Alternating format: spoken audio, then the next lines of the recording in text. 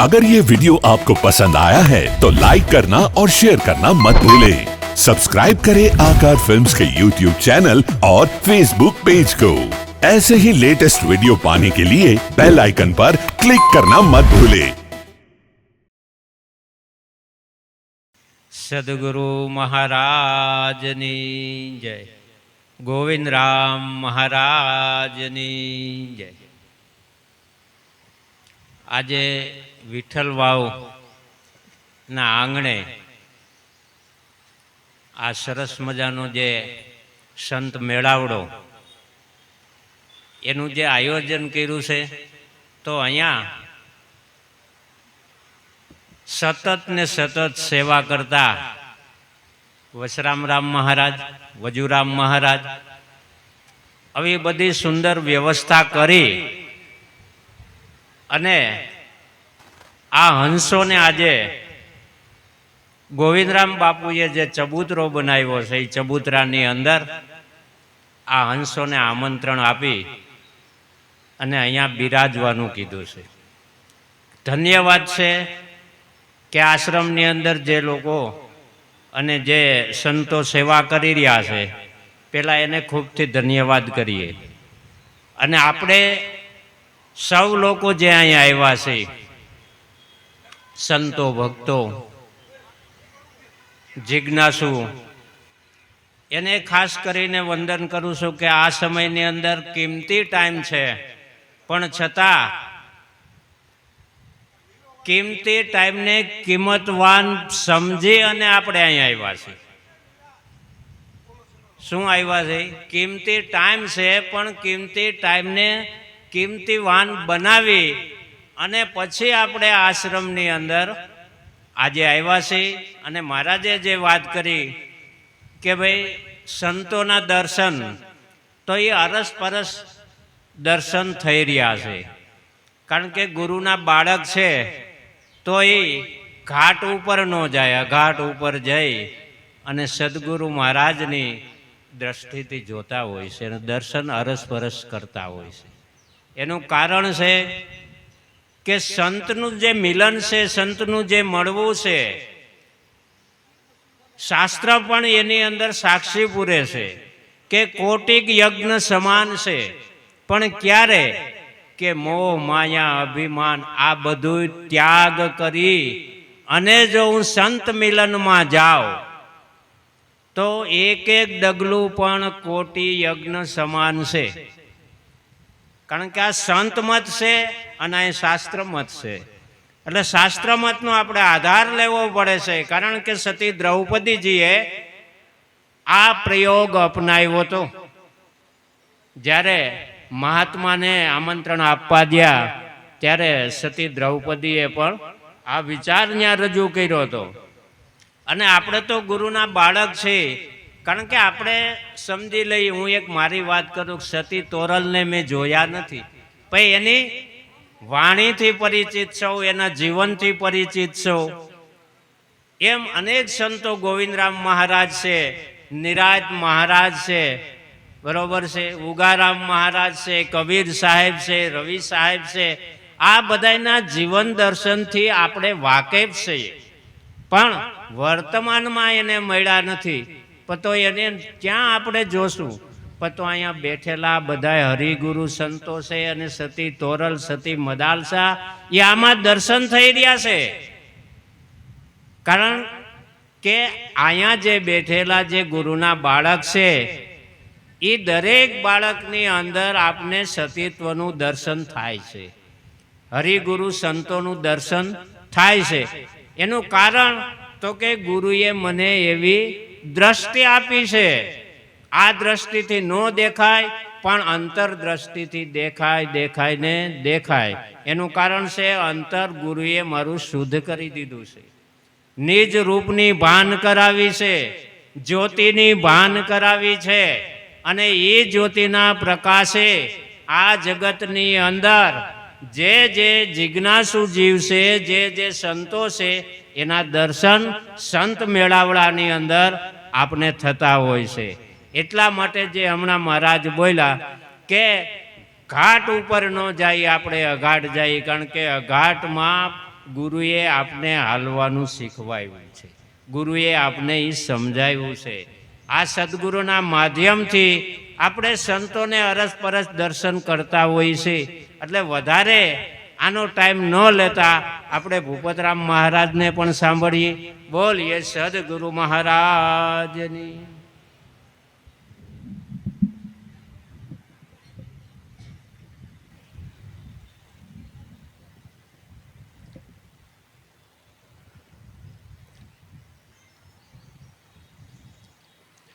બોલો સદગુરુ ગોવિંદરામ મહારાજની જય, વજુરામ મહારાજની જય, વશરામરામ મહારાજની જય, પધારેલા હરિગુરુ સંતની જય.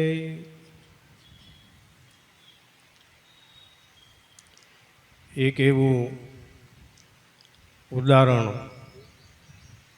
રામાયણની અંદર આવે છે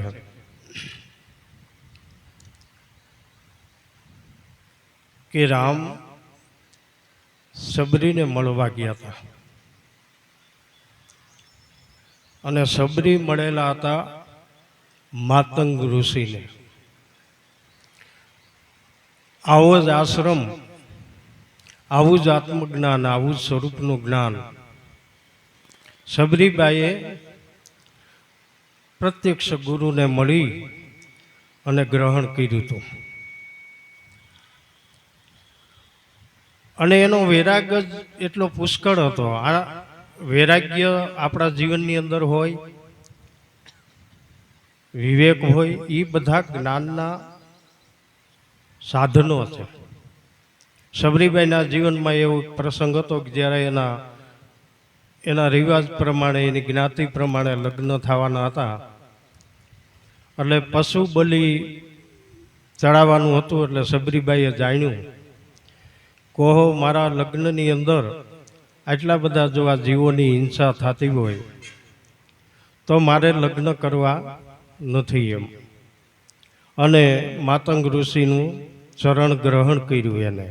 અને આ વિશ્વને એક જબરી માતા મળી સબરીબાઈ. રામને વનવાસનું તો ઘણા કામ કરવા માટે હતું, પણ એમાંનું એનું એક મેન લક્ષ્ય એ હતું કારણ કે રામ વશિષ્ઠ મહારાજને મળેલા હતા અને એની પાસેથી આ બ્રહ્મજ્ઞાન પ્રાપ્ત કરેલું. રામને અંદરમાં એમ થયું કે ભાઈ હું આ રાજકાજ, આ વહીવટ, આ તે બધું કરવામાં હું જો રહીશ તો પછી હું સંતોને કેમ મળી શકીશ. એટલે ખાસ તો એને સંતોને, સારી વ્યક્તિઓને, જ્ઞાની વ્યક્તિઓને મળવાનો એનો લક્ષ્ય હતો. સબરીબાઈને એવું જાણમાં આવ્યું કે માતંગ ઋષિને મળેલા છે. એટલે રામને એમ છે કે હું માતંગ ઋષિને તો મળ્યો નથી, પણ એને મળેલાને મળું. અને રામ સબરીબાઈને મળવા જાય છે. એટલે એવું ઘણું બધું એમાં આવે છે, પણ આપણે તો સાર ઉપર જ થોડુંક ધ્યાન દેવું છે કે સબરીબાઈએ બોર ભેગા કરી રાખ્યા હતા, ચાખીને મીઠા. એટલે સબરીબાઈનો એનો અર્થ એ થાય એક પણ કે સબરીબાઈએ એના ગુરુના મુખમાંથી, જે ગુરુ બોલે ને એના મુખમાંથી મહામંત્ર નીકળતો હોય છે. એટલે સબરીબાઈએ ચાખી, પોતાએ ચાખ્યા, પોતાનો એની અંદર અનુભવ પ્રગટ કર્યો. પણ હવે એ રામે આવીને વાત કરી એટલે રામને એ બોર આપ્યા. આવું એક ઉદાહરણ છે. પણ એનો અર્થ એ થાય છે કે રામ માતંગ ઋષિને નહોતા મળ્યા, પણ સબરીબાઈને મળ્યા ને એટલે માતંગ ઋષિને મળ્યા બરોબર થઈ ગયું. માતંગ ઋષિને જ મળ્યા હોય એવો એની અંદર અનુભવ થયો. માતંગ પાસેથી જે પ્રગટ જ્ઞાન સાંભળ્યું હતું એ જ જ્ઞાન સબરીબાઈએ રામને પણ સંભળાવ્યું. આપણે કદાચ આમાં ઘણા એવા મહાપુરુષો બેઠા છે જે ગોવિંદ મહારાજને મળ્યા છે, ઉકારામ મહારાજને મળ્યા છે, દેવારામ બાપુને મળ્યા છે.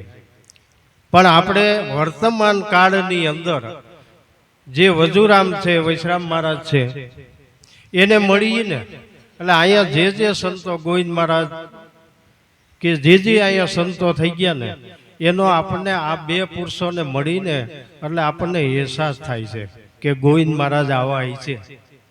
વજુરામ મહારાજ પાસે એક પદ છે.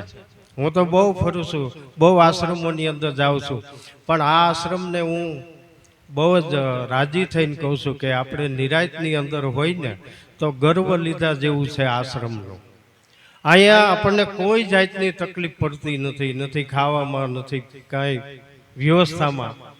ખાલી મહારાજનો આ બધું શું કરવા, આ બધું ભેગું શા માટે કરે છે કે એક આત્માનો ગુણ છે કે પોતાને જે મળ્યું હોય ને બાટી દેવું, આ આત્માનો ગુણ છે. એટલે બાટી દેવા માટે આવા મહાપુરુષો આવો ભોગ દે છે. અને થોરાડાનું જે મંડળ છે એનો બહેનો હોય, ભાઈઓ હોય, કોઈ પણ હોય, બધાના સાથ અને સહકારથી આ કાર્ય થઈ રહ્યું છે. એ બદલ થોરાડા મંડળને પણ ધન્યવાદ છે ખૂબ ખૂબ, કે બધાનો સાથ છે. અમારે પરી બાપુ એમ કહેતા કે સીતાજીનું સત, હનુમાનજીની આકલ અને અશોક વાટિકાનો ઓથ એટલે રાવણનો વરી ગયો હોત. નકરું રામે કાંઈ આ કાર્ય કર્યું એના એકલાથી જો થઈ જતું હતું તો બધાને લઈ જવાની જરૂર નહોતી. પણ સીતાજીનું સત કાયમ આવ્યું, નકર સીતાજીને અશોક વાટિકામાં લઈ ગયા હતા અને રાવણના ઘરમાં બેસી ગયા તો રામ શું કરત. પણ ત્યાં સીતાજીનું આમ તણખલું બતાવીને કહી દીધું કે તું તારી સંપત્તિ, તારો વૈભવ. એટલે એટલી આપણને નામની કિંમત સમજાઈ જવી જોઈએ. આપણને સદગુરુ મળ્યા હોય તો સર્વશ્રેષ્ઠ આપણા જીવનમાં નામ હોવું જોઈએ. નામ માટે ગમે એ કરવું પડે. આ કોઈ લાજુ કાઢવાનો ધર્મ નથી, લાજુ કાઢીને સમજવાનો પણ ધર્મ નથી. કારણ કે આપણને સર્વોપરી સત્તાધીશ જેની ઉપર જેટલા સંતો કયો આપણને આ રાજમાર્ગ આવા મહાપુરુષોએ બતાવ્યો છે. આ કોઈ ધન કેળાની વાત નથી. એમ ધન કેળો ક્યાં નીકળે એનું નક્કી ન હોય. આ રાજમાર્ગ એટલે આની ઉપર તમે જેટલા સંતોને આપણને જો શબ્દની પરખ થાય તો એના જે વાણીઓ છે એ પુરાવા એમાં મળે છે કે આપણે હાલ્યા જાય છે એ બરાબર છે. એવા રાજમાર્ગ ઉપર આપણને બેસાડ્યા. અને મીરાબાઈએ વાતની કિંમત કેટલી કરી હતી કે હે રાણા, આ ગજની સવારી છે એ ગધે નો બેહે. અને જ્યારે જ્યારે સમય આવ્યો ત્યારે મીરાબાઈએ કરી બતાવ્યું. મીરાબાઈને કેટલી બધી આ વાત ભાવી ગઈ હતી કે સાધુ સંગ બેઠ કે મેં કુળ કી લાજ ખોઈ. ભગત દેખી રાજી હોય અને જગત દેખી તો રોય. જગત પાસે હું બેહું, ઘડીક વાર બેહો તો ખરા. આપણને અંદરથી ઓટોમેટિક આ બધું છૂટતું જાય. જેટલો નામ વિશેનો જેટલો ગુરુ ઉપર. અને નાનક બાપા એમ કહે છે કે મોટપ વાળાને આ નહીં હુજે. જો કાંઈ મોટપ લઈને જવા જેવું જરાય છે નહીં. એમ કે મોટપ વાળાને નહીં હુજે. ઘણાને મોટપ છે હોત, કોઈને ધનની છે, કોઈની પદની છે, કોઈને પ્રતિષ્ઠાની છે. એ આ વાત સમજવામાં એટલા બધા સમર્પિત નથી થયા. પણ આપણે એક શબ્દ તો જરૂરથી બોલાય છે કે આપણે સહી સદગુરુના બાળક. બાળકની અંદર જોવો કાંઈ ન હોય, કોઈ વેરભાવ ન હોય, કોઈ ઈર્ષા ન હોય, કોઈ અદેખાઈ ન હોય, કોઈ અપરાધ ભાવ ન હોય. એમ આપણે સદગુરુના બાળક એટલે કે ગુરુના મુખેથી આપણા સ્વરૂપનો જન્મ થયો છે. નકર સ્વરૂપ તો આપણી આગળ હતું, છતાં આપણે અજાણ હતા. એટલે ઓશો રજનીશ એમ કહે છે કે આત્મા તો અજન્મા છે, પણ સદગુરુ આગળ જઈને જન્માવવો પડે છે. સદગુરુ આગળ જઈ અને એનો જન્મ કરાવવો પડે છે. એટલે આપણે ગુરુમુખી કહેવાય છે કે ગુરુના મુખ કહેતા શબ્દમાંથી જન્મ થયો છે. ત્યારે તો આપણું આ સ્વરૂપ જણાણું. જેને આ સ્વરૂપની હાવ નજીક વી ગયા ને એની અંદર તો બીજો અવાજ બેન સાંભળવા મળ્યો નથી. ભારદુદાસ કોળી હતા. જ્યારે રામદાસના એને ચરણ ગ્રહ્યા અને પોતે કોળી મટી ગયા એટલે એને કીધું કે ભલે જગ બાવો કે કોળી મેં પહેરી છે 5 તત્વની ખોડી. બાવો બેઠો છે નિરંતરની વિભૂતિ ચોડી. એમાં એને એક શબ્દ કીધો છે એમ કે સોહમ જીવડા છે જાય તમારી. હવે હું કોરી રહ્યો નથી કે હવે આ ખોરિયાની કોઈ મારે ઓળખાણ રહી નથી. જો અવાજ ક્યાંથી આવ્યો? આ નાભીનો શબ્દ છે, આ પરાનો શબ્દ છે કે ગુરુએ જે શબ્દની ભાન કરાવી, એ ભાનની અંદર એની શાન સમજી લીધી. તો એને જવાબ આપ્યો કે સોહમ જીવડા જાય તમારી. જ્યારે મને રામદાસ મળ્યા ને તે પછી હું કોળી નથી હો, હું સોહમ પદ છે. જે સોહમ એક પદ છે અને એ પદ એવું છે કે કોઈ દી આ વિશ્વમાં ન હોય એવું નથી બન્યું.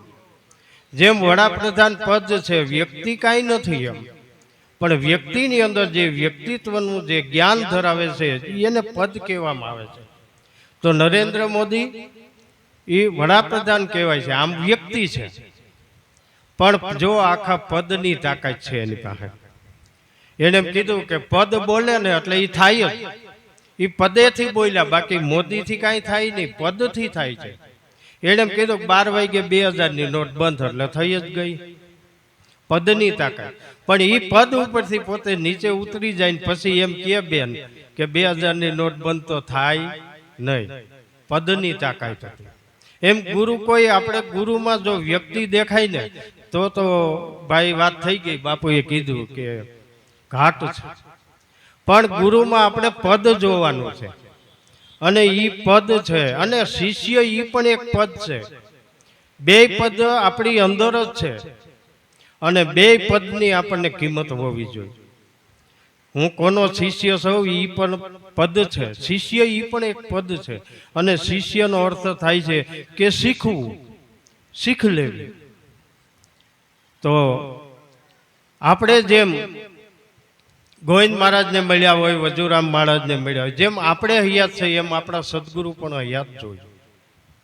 રામ હયાત હતા તો વશિષ્ઠ મહારાજ પણ હયાત હતા, કૃષ્ણ હયાત હતા તો દુર્વાસા પણ હયાત હતા, બાબા રામદેવ હયાત હતા તો દાદા ઉગમસિંહ પણ હયાત હતા. આ હયાત એટલે વર્તમાન કાળની વાત છે. વર્તમાન જ્યારે જ્યારે જે કોઈ પણ મહાપુરુષો આવે એ હંમેશા વર્તમાન કાળમાં જ આવ્યા છે અને વર્તમાન કાળની જ વાત કરી છે. એટલે તો આ વાત આપણને વાલી લાગે છે. કોઈ કરોડો રૂપિયા બંગલાની વાત કરે એટલે આપણે એને કહી દે કે ઈ તે કાલ કરી હતી, આજ રહેવા દે. કોઈ ગાડીની વાત કરે કે આપણે કહી દે કે ઈ કાલ કરી હતી. આ જો તો ખરા જ્યાંથી આપણે આ વાત સમજવામાં પ્રવેશ થયો આજની બધી નીતની નવો નવો આપણને આનંદ આની અંદર મળ્યા કરે છે. તો મારો કહેવાનો આશય કે મહાપુરુષોને મળવું એક મજા છે અને સમાધાન હંમેશા વર્તમાન કાળમાં જ થાય. સંતો છે એ બધા મહાન છે પણ એની આપણને સાક્ષી કાયમ આવશે, પણ પુરાવો તો વર્તમાન કાળના સંતો જ છે જે આપણું સ્વરૂપ ઓળખાવી શકે છે, આપણા સ્વરૂપની ભાન કરાવે. અને નવધામાં તો દરેક એ મહાપુરુષો હતા, નવધાની અંદર હતા, પણ એ જ્યારે 10મી જે પરાભક્તિ સમજાય એ એની મહાનતા છે. અને એ 10મી ભક્તિનો સંદેશો લઈને આવ્યા છે, પરાભક્તિનો સંદેશો લઈને આવ્યા છે. નવધાનો તો કાંઈ લેવા આવ્યા નથી, કારણ કે નવધામાં તો આખું જગત છે. એમાંથી પાછા વાળવા માટે આવા મહાપુરુષો આવે છે. પણ કોઈ જિજ્ઞાસુ જો જીવવું હોય તો એ આ બધું ગ્રહણ કરી લે છે એક એક શબ્દ. તો એવા જે આપણે જેની વડ સાયા છે કે નિરાયત બાપુ, જેમ આપણે વજુરામને મળ્યા હોય, ગોવિંદ મહારાજને મળ્યા હોય, એમ આપણું જે મથાળું છે જે નિરાયત મહારાજ છે એને જે સુરતની અંદર જદ્દા ખાડી અત્યારે ત્યાં એનો આશ્રમ છે, એના નામનો પણ મહિમા હાલે છે. તો મારો કહેવાનો આશય છે કે એ ખુદ નિરાયત બાપુને જ મળ્યા હતા, નિરાયત બાપુના મુખેથી જ. અને ઓશો રજનીશ એમ કહે છે કે આ દરેક મહાપુરુષો જ હોય છે, પણ જ્યારે એની અંદરથી શબ્દ નીકળતા હતા ને બેન, ત્યારે ગરમ નીકળતા હતા. જેમ તાજો ગોળ ખાવો હોય તો શીશોડો ફરતો હોય ને ત્યાં જ જવું પડે ને, જ્યાં આપણને જવાથી ગરમ ગરમ ગોળ ખાવા મળે. પછી ડબ્બામાં ટાઢો તો છે જ, એ ગોળ જ છે પણ એની અંદર ગરમતા વહી ગઈ છે. એમ જ્યારે હોયા તો આવા મહાપુરુષો હોય, જેથી મીરા રોહિદાસને મળ્યા ને એ એને ગરમ ગરમ ગોળ ખાધો હતો. મીરાબાઈને ઉપદેશ કરવો હતો ત્યારે રોહિદાસ બાપાએ કીધું કે મીરા ઉપદેશ તો કરું, પણ હું પેલા તને જે પૂછું ને એનો તું મને જવાબ આપ, પછી હું મારે ઉપદેશ કરવો કે ન કરવો. એટલે કે બોલો ને બાપા. એટલે કે જોઈજો સ્વરૂપમાં વાત આવેલી જાય છે સીધી પરબારી. વ્યવહાર કાળનું સંતોને શું કામ છે? સદગુરુ કાંઈ પૂછવા નથી આવતા તારે કેટલા બંગલા છે, તારે કેટલા છોકરા છે, ક્યાં તારા લગ્ન થયા છે. સદગુરુની એ શું કામ છે? સદગુરુ તો સતનો સંદેશો લઈને આવ્યા છે, એટલે એના વિશે જ આપણને પૂછે. એટલે મીરાબાઈ કીધું કે બેની તારો સગો નથી આ સંસાર, કાયાનો ગઢ છે કાસો, ભજી લે સોહાગી સતનામ, નામ છે તરી જાના. જ્યારે મીરાબાઈ એમ કીધું કે હું તરવા માટે આવી છું આ ભવસાગર, ત્યારે રોહિદાસ બાપાએ એમ કીધું કે મારામાં કોઈ એવી તાકાત નથી કે હું તને તારી શકું, પણ મારી પાસે જે નામ છે ને એ નામની શક્તિથી તું તરી જાય, એ નામને શરણે વહી જાય, નામને આશરે જો વહી જાય તો તું જરૂર તરી જાય. કે પણ મને એ તું કે બેની તારો સગો નથી સંસાર, કાયાનો ગઢ છે કાસો. એ કે આનો તું મને જવાબ આપ, પછી મારે ઉપદેશ કરવો કે ન કરવો. પણ બેન જો પાત્ર હતું પૂર્વભવનું એક ખાતું હતું, જ્યારે આપણી અંદર એવી લોહ લાગશે, એવી લગન લાગશે, તો આમાં એવું કેવું પડે એમ નથી કે આ વાત સમજજો. એને સમજવી જ પડે એમ છે. આ વાત સિવાય ઉધારે નથી. અને આ અવતારમાં કદાચ આપણે કાંઈ ગાફેલ રહેવું ને તો ગમે એ અવતારે આ શેડો તો અહીંયા જ આવે એમ છે. તો જેમ બને એમ વહેલી તકે આ વાત સુરતામાં બેહે, સદગુરુનો શબ્દ, એવો આપણે પ્રયાસ. અને આમ તો એક ઘણું કહેવાય છે, પણ એ મને બરાબર નથી લાગતું. ઘણા એમ કે ચોરી કરવી નહીં, ખોટું બોલવું નહીં, સાચી રીતે હાલવું, આમ કરજો, તેમ કરજો, આમ રહીજો, આવી રીતે રહીજો. પણ હવે એ છે ને તોય આ કાંઈ બંધ નથી. બધું ચોરી કરવાવાળા ચોરી જ કરે છે, ખોટું બોલવાવાળા ખોટું જ બોલે છે. તો ઓશો રજનીશ એમ કહે છે કે એ અનુશાસન, આમ રહીજો એટલે એને અનુશાસન કહેવાય. ભલે દેવું જરૂરી છે, પણ એટલું બધું વ્યાજબી નથી. કોણ આ ખોટું નહીં કરે, કોણ ખોટું બોલશે નહીં, કોણ ખોટું હાલશે નહીં. ઓશો રજનીશ કહે છે કે તમે એ ઊંઘતા માણસને કદાચ ઉપદેશ આપો. ઘણા માણસોને ઊંઘમાં હાલવાની ટેવ હોય, આખા ગામમાં ફરી આવે ને પાછો ખાટલામાં હુઈ જાય હો, ઊંઘમાં. સવારે એને તમે પૂછો ને કે ભાઈ તું રાતનો જાગ્યો તો આખા ગામમાં આટો, ના રે ના, એને ખબર ન હોય. એટલે ઊંઘતા માણસને તમે ઉપદેશ આપો કે ભાઈ ખાડો આવે તો તરી જાય છે, દિવાલ આવે તો તરી જાય છે. વજુરામ મહારાજ ઊંઘતો માણસ તો એને ઉપદેશ દઈ તો એ કાંઈ તરવાનો, એ ખાડામાં પડવાનો જ છે, એ દિવાલ આરે ભટકાવાનો જ છે. ન્યા આવા વજુરામ હોય, વૈશ્રામ મહારાજ મહેનત કી કરે છે. એવું આવું અનુશાસનની તો ભલે એ કેવું પડે છે, પણ એટલું બધું વ્યાજબી નથી. પણ મહાપુરુષોની એને ખાલી શું કરવાનું હતું બેન? જગાડવાનો હતો. જગાડેલો જાગેલો માણસ ખાડામાં નહીં પડે, જાગેલો માણસ દિવાલ આરે ભટકાય નહીં. બાકી ઊંઘમાં જે માણસ હોય એને ઉપદેશ આપો એટલે એ કરવાનો છે. તો મહાપુરુષો જે ગોવિંદ મહારાજ હોય, નિરાજ બાપુ હોય, વિશ્રામ મહારાજ હોય, વજુરામ હોય, કોઈ પણ લ્યો ને, એ જાગ્યા છે.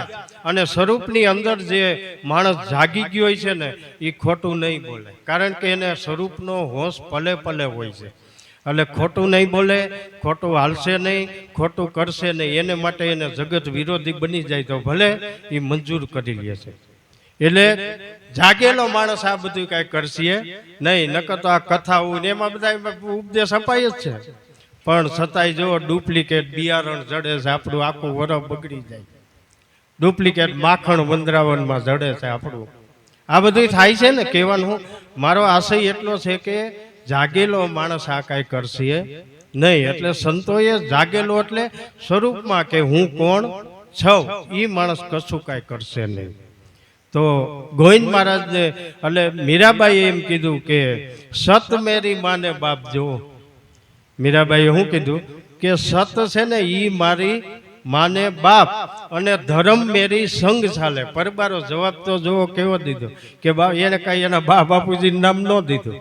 એને એમ કીધું કે કારણ કે રોહિદાસ બાપાએ સ્વરૂપની વાત કરી હતી, એમાં જવાબ દેવાનો હતો. એટલે કે સત મેરી માને બાપ. સત એટલે હું કે જે શરીર છે તોય છે, શરીર પહેલાંય હતું અને આ શરીર પડી જાય તો પણ જે સદોતીત નિરાજ બાપુએ કીધું છે કે જેનું કાયમ હોવાપણું છે, કે ઈ મારા માને બાપ. અને ધર્મ મેરી સંગ ચાલે. કયો ધર્મની મીરાબાઈ વાત કરે છે? શુદ્ધ ધર્મની વાત કરે છે, સદગુરુના ધર્મની વાત કરે છે. ધર્મની ખરી વ્યાખ્યા થાય છે સ્વભાવ. ખાંડ ગળી છે એનો સ્વભાવ છે, અગ્નિ ગરમ છે એનો સ્વભાવ છે, મીઠું ખારું છે એ એનો સ્વભાવ છે. એમ ધર્મની ખરી વ્યાખ્યા છે સ્વભાવ. એટલે મીરાબાઈ એમ કીધું કે ધર્મ મેરી સંગ ચાલે. કયો ધર્મ સંગ ચાલે? મીરાબાઈ કે જે શરીરની પહેલા જે ધર્મ હતો, શરીર છે તોય જે છે, અને હજી આ શરીર કદાચ છૂટી જાય તો ધર્મ મને છોડતું નથી.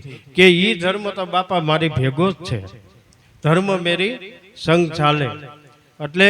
એટલે આપણે નિરાયતના આચાર્ય એમ કહે છે કે નામ રૂપ ને ગુણ એનો થાહે નાશ, અને ચોથું પદ છે અવિનાશ, અને ચોથા પદને જે જાણતો હોય ને એ છે ખરો હરિનો દાસ. એ જ હરિનો દાસ છે જે ચોથા પદની, એટલે કે નામ રૂપ ગુણ આનું આખું વિશ્વ છે, પણ એને જાણનારો છે, એને જાણવાનો છે આવા મહાપુરુષો પાસે જઈને. જાણ્યો હોય એને ધન્યવાદ છે. તો ગોવિંદ મહારાજ એમ કહે છે, ખુદ નિરાયત બાપુને મળ્યા છે. એને જેમ આપણે નિરાયતના આચાર્ય હોય ને અને નિરાયતના આપણે બાળક હોય ને, તો નિરાયતના બાળકો માટે સત્સંગ તો એક જ વાર છે. જેથી જુક્તિની રાત હોય ને, ઉપદેશની રાત હોય ને, નામ રૂપ ગુણ જીવ ઈશ્વર ને માયા એનો જે કાંઈ ભેદ ખુલે છે ને, એટલે નિરાયતનો ઉપદેશ એટલો મહાન છે કે જેની અંદર સત્સંગ રહેતો નથી. સત્સંગની અંદર જેટલા શબ્દો કહેવામાં આવે છે ને, એ ગાદીની અંદર આપણને એનું પ્રેક્ટિકલ થેરિકલ ઉપદેશ કરી દેવામાં આવે છે. એટલે સત્સંગ તો એક જ વાર નિરાયતના બાળક માટે હોય છે, અને પછી તો સમાગમ હોય છે. અત્યારે આપણે બધા મળ્યા છે, આમાં સમજેલા છે, કોઈ સદગુરુના બાળકો જ આવ્યા છે બધા, એટલે સમાગમ છે. આજે આપણો બધાનો સમાગમ છે. એટલે ગોવિંદ મહારાજ નિરાયત બાપુને મળ્યા, અને એને જે આનંદ થયો, એને જે કાંઈ લાભ મળ્યો એની નિરાયત બાપુ વાત કરે છે. ગોવિંદ મહારાજ ખુદ, પણ મારો કહેવાનો આશ્રય માત્ર એટલો છે, એટલા માટે વાણી લીધી છે કે જેના નામે આપણે આ બધું વિસ્તરણ થઈ રહ્યું છે એ જ વ્યક્તિને પોતે મળ્યા. અને નિરાયત એટલે કોઈ સંપ્રદાય નથી, નિરાયત એટલે શાંતિનો દેશ છે. બુદ્ધ ભગવાને પણ એમ કીધું આખીરમાં કે અહીંયા બધું શાંત થઈ જાય છે, પણ પછી ત્યાં શાંતિ પામવા વાળો પણ છે નહીં, તો પણ બે થઈ જાય છે. પણ ધીમે ધીમે આ બધું શાંત થઈ જાય છે આપણા જીવનની અંદર. એટલે ગોવિંદ મહારાજ શું કહે છે? સમાગમ. એને સમાગમ ઉપર ભાર મૂક્યો છે કે નિરાયતના બાળક હોય એને ગાદી થાય તો સત્સંગ પૂરો થઈ જાય છે, પછી તો બસ સેવા અને સમરણ. આવા મેળાવડા હાલતા હોય તો આપણે વજુરામ મહારાજને પૂછવું જોઈએ અમારી ફરજ શું છે, અમારું કાર્ય શું છે. આમ એ જેને સમજાય એ તો કરવાના જ છે. મેં સાંભળ્યું છે ઘણા ટાઈમથી આ થોરાડા મંડળનો ખૂબ જ સહકાર છે, બેનનો ઘણાનો, જેથી જે થાય એ સહકાર છે. મહાપુરુષોને તો આપણે ઉજળા કરવાના. ગુરુ તો મહાન જ હોય છે, પણ એને શિષ્ય મહાન કરે છે. શિષ્ય એને જાગૃત કરે છે, શિષ્ય એના નામને રોશન કરે છે.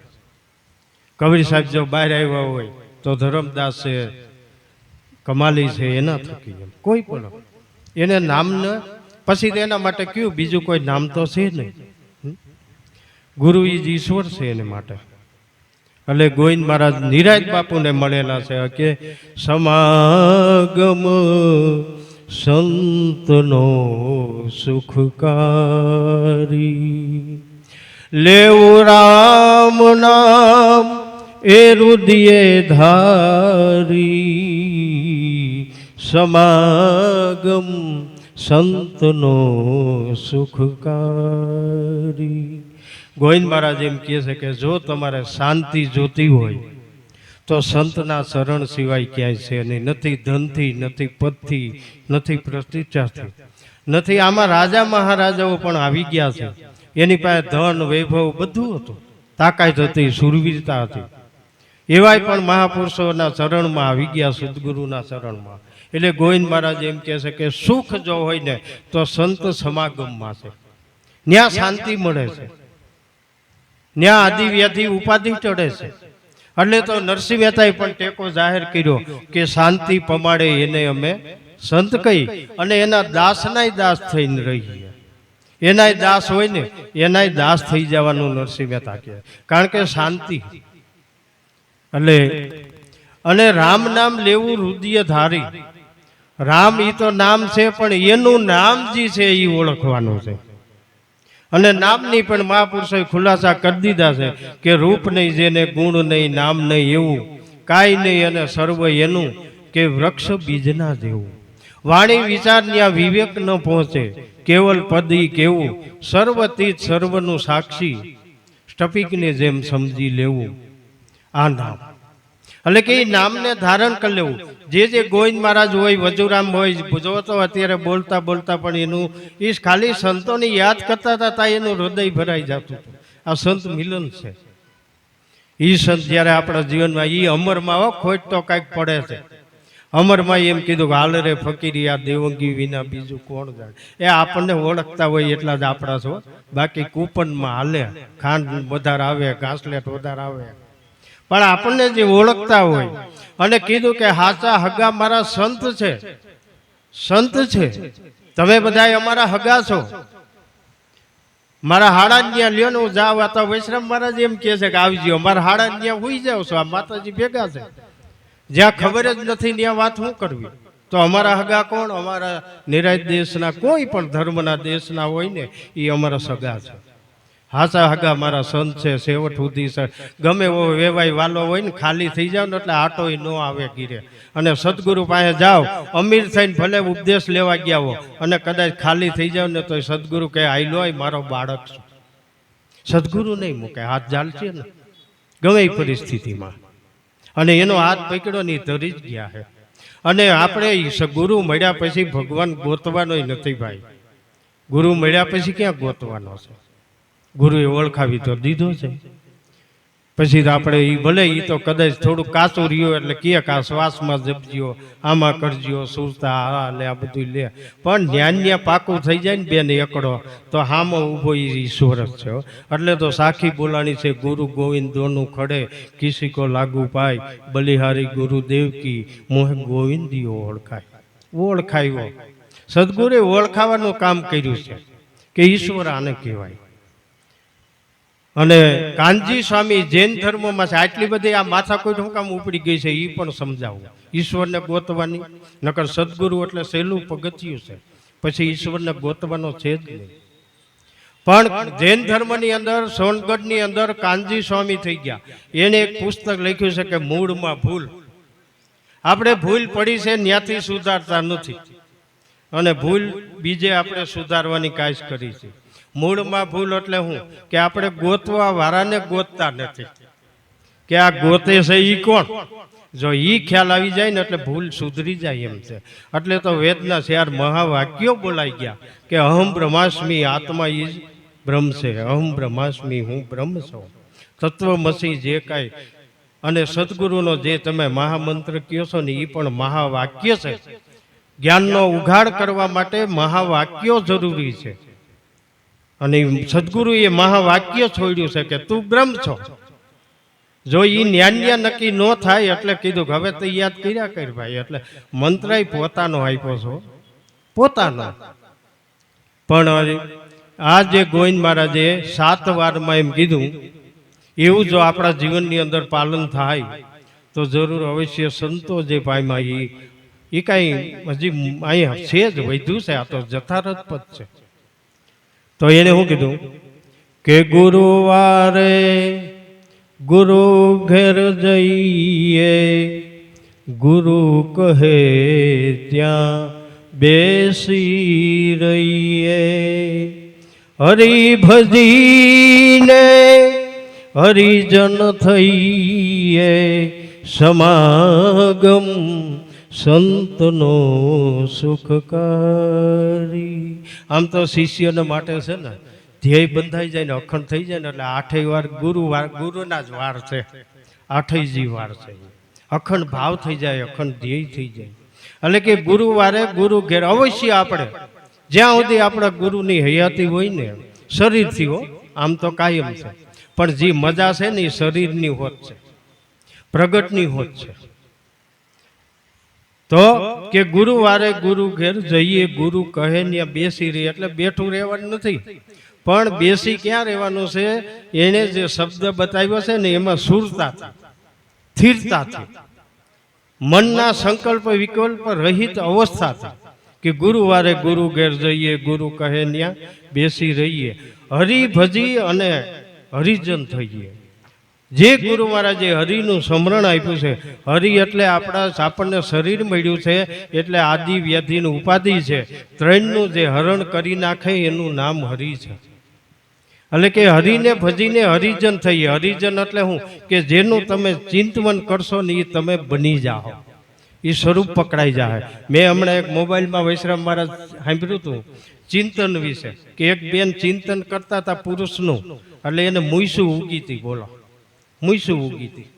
એટલે કે ચિંતનમાં તાકાત છે. એમ સદગુરુએ તમારા સ્વરૂપનું ભજન આપ્યું છે, પણ પછી એનું ચિંતન છે એ ભમડી જેવું એવા ઘણા દાખલા આપ્યા છે. એટલે કે મીરાબાઈએ ચિંતન કર્યું એટલે એને કીધું કે લાલી મેરે લાલ કી જીત દીખુતી લાલ, લાલી મેં દેખન ગઈ તો મેં ખુદ હો ગઈ લાલ. તમે હરી જુદા નહીં મળે, તમે એ સ્વરૂપ થઈ જાઓ, સ્વરૂપની પ્રાપ્તિ થઈ જાય. પ્રાપ્તિની જ પ્રાપ્તિ કરવાની છે. વિદ્યાસાગરમાં કીધું કે પ્રાપ્તિની પ્રાપ્તિ જેને તમે ગોતો છો એ પ્રાપ્ત જ છે, પણ આનંદ છે પ્રાપ્તિમાં. એટલે કે કોઈ બેન દીકરી હોય અને એને લગ્નમાં કંકણ પહેરવું હોય હાથમાં હોનાનું, તો એને વિસમૃતિ થઈ જાય છે. એટલે કબાટ ફોડી નાખે કેટલી વસ્તુ. એટલે બીજી બેન પૂછે, બેન હું તું ગોતસ? તો કે મારે આજ ઘરે લગ્ન છે અને મારે હોનાનું કંકણ પહેરવું છે. એટલે એ બેન ખાલી એટલું કહે ને કે એ તો તારા હાથમાં છે, એટલે ઓહો થઈ જાય ને ખાલી. એટલે કે જે વિસ્મૃતિ એટલે સ્વરૂપની નહીં પણ વૃત્તિઓની અંદર જે વિસ્મૃતિ થઈ જાય છે, એ વૃત્તિ અખંડ થઈ જાય એને માટે સમરણ છે. અખંડ માટે, અખંડમાં જે ખંડ પડે છે વૃત્તિની અંદર ચિંતન સતત. પછી એને મહાપુરુષોએ જપવું નથી પડતું, એટલે આ જંપા કીધા છે. પછી આ શું કહે છે કે હરિને ભજીને હરિજન થઈએ. હરિજન એટલે હરિ અને જન બે નહીં, એ હરિ સ્વરૂપ થઈ જાય, એને હરિના જન કહેવાય. પછી શુક્રવારે શિક્ષા તે સારી, જે જે કહે તે લેવું ઉધારી, સર્વે મૂકીને નામ સંગવરીએ, સમાગમ સંતનો સુખકારી. શુક્રવારે એટલે જુક્તિની રાત કયો, જ્ઞાનની રાત કયો, ઉપદેશની રાત કયો. શુક્રવારે શિક્ષા તે સારી, જે ગુરુ સમજાવે. પણ એવું ન થઈ જવું જોઈએ. એકને ગુરુ વાત કરતા હતા એટલે બે શિષ્યોને પૂછ્યું કે ભાઈ હું તમને આ વાત કરું છું તો તમને સમજાય છે? એટલે એક શિષ્ય એમ કીધું કે ગુરુ મહારાજ તમારા મુખમાંથી જે શબ્દ નીકળે છે ને તો એને હું રજોટવાઈ નથી દેતો ને સીધો ગ્રહણ કરી લઉં છું. ગુરુ કે તારું તો બરાબર. બીજાને પૂછ્યું કે ભાઈ તારે કેમ થાય છે? તો કે મારે અડધી ગઈ ને અડધી રહી.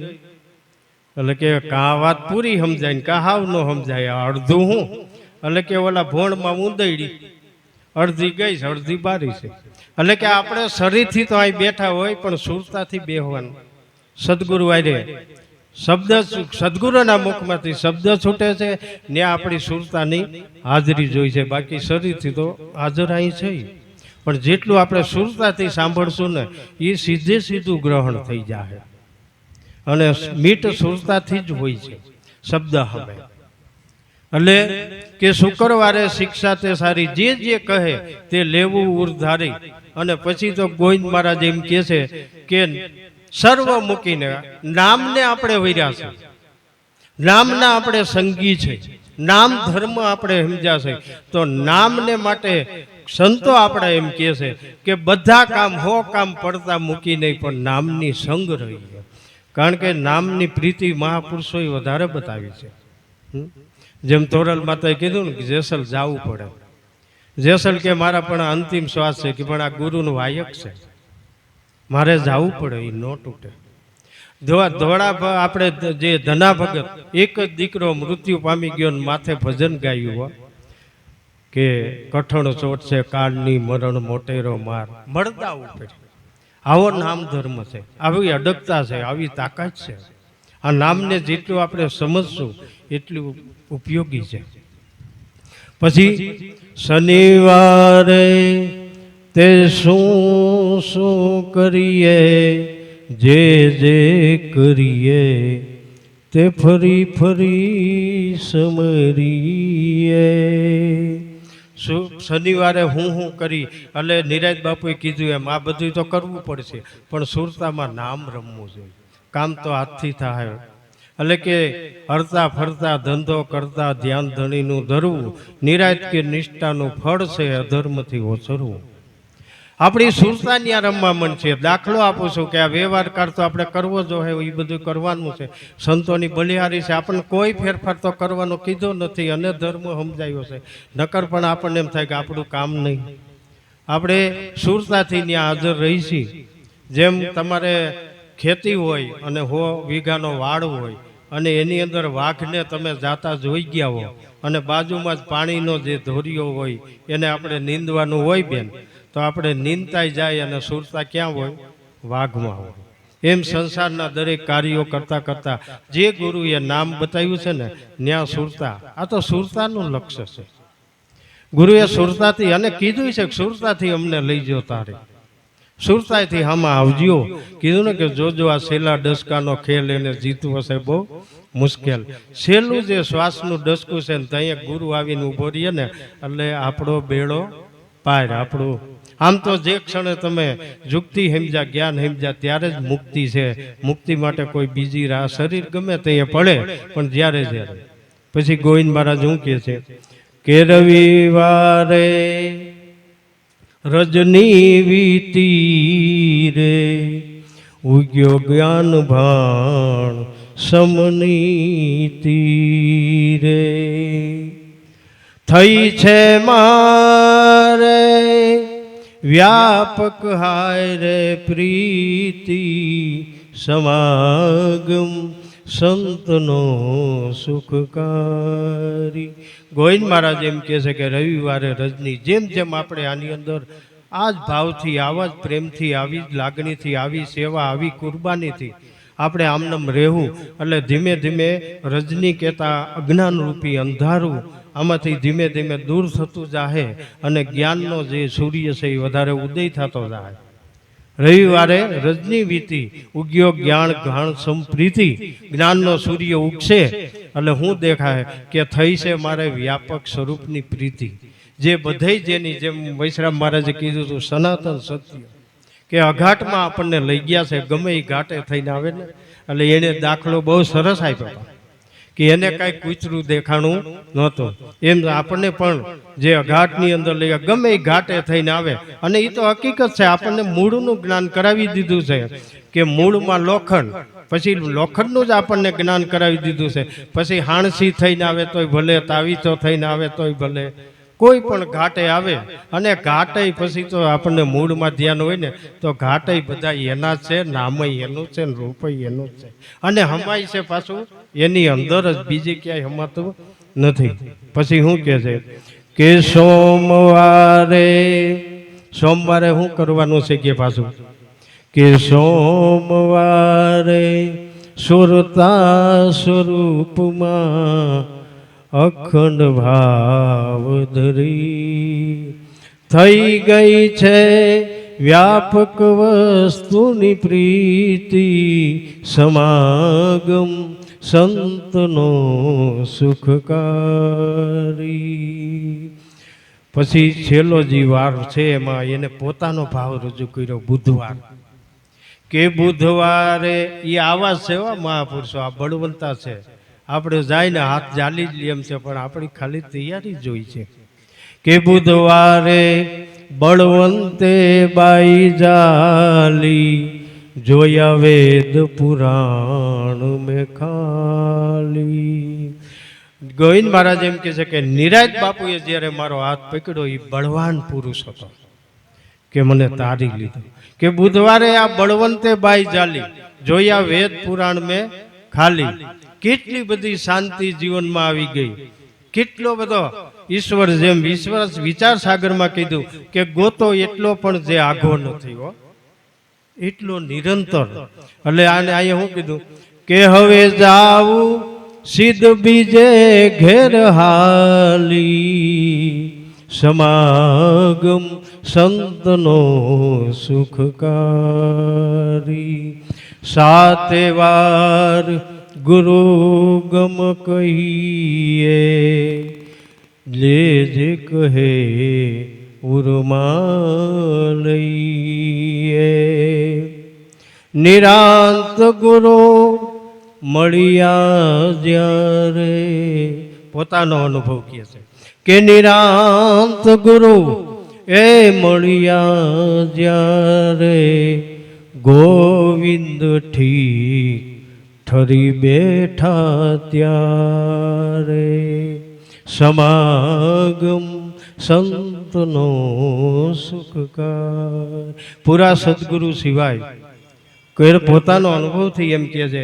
કે નિરાત ગુરુ તરીકે મને મળ્યા જ્યારે ગોવિંદ બેઠા છે જોઈ લ્યો હું કહે છે ઠીક ઠરીને બેઠા જેને જેને આ સદગુરુ મળ્યા હોય એ સ્થિરતાના પદમાં આવી જાય છે અને કોઈ દિવસ એવું નક્કી નથી કરવાનું કે સંતો ન હોય સંતો વર્તમાન કાળમાં હોય છે અને જેને જેને ઓળખી લીધા એનું કામ થઈ ગયું છે વર્તમાન કાળમાં દેવીદાસાઈ બાપુ હતા અને અમરમાઈ હતા પણ અમરમાઈ ઓળખી લીધા હતા વર્તમાન કાળમાં જબુમાઈ હતા સવા ભગતઈ હતા પણ એને ઓળખી લીધા હતા એમ જ્ઞાન દ્રષ્ટિ પારક દ્રષ્ટિ તો સંતો વિનાની આ કોઈ દી પૃથ્વી અનાથ હોય નહીં આજે પણ સંતો છે અને હયાતમાં જો પણ એ કાર્ય કરી જ રહ્યા છે પણ આપણી દ્રષ્ટિમાં આવે તો દેખાય છે એટલે ખૂબ ખૂબ ધન્યવાદ છે મારે ધન્યવાદ તો અપાઈ જાય છે આપતો નથી કારણ કે આ વજુ મહારાજ છે ખાલી આવું એને ખાલી આવી તૈયારી કરવી છે ને તોય પણ કેટલાય સમય ત્યાં મતતા છે એનું મંડળ હોય છે